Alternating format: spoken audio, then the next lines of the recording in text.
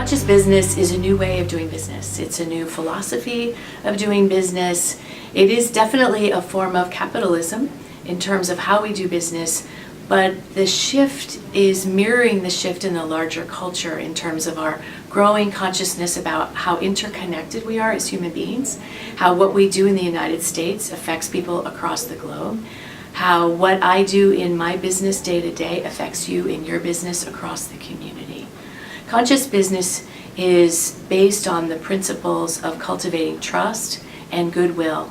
It's based on businesses who have a higher purpose, not simply to have financial gain, not simply to reach that goal, although that's important, but it's really about, and this is the measure of a conscious business, is the impact that they're having on the larger community and culture.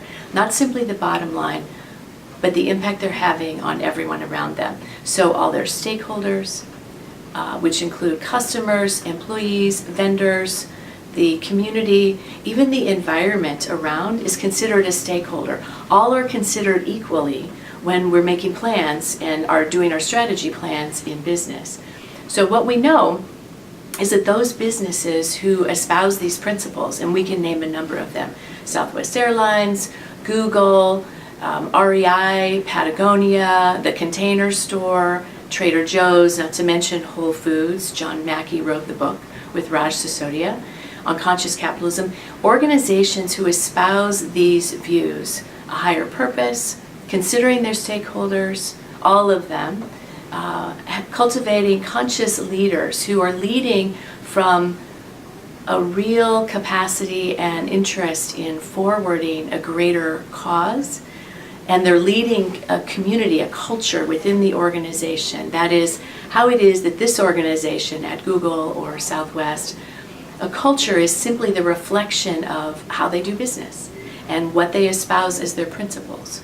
So all of these organizations include common qualities that are all human qualities: how to cultivate trust, how to craft promises, how to operate from integrity and dignity for all people, how to be energized and excited about bringing something to the world that is actually for the greater good. Doing good work doesn't mean we compromise value. Doing good work isn't just about earning money. It's about that. It's also about bringing a greater offer into the world. Raj Sisodia, co-author with John Mackey of Conscious Capitalism, the book, has written a number of books. One of them is called Firms of Endearment.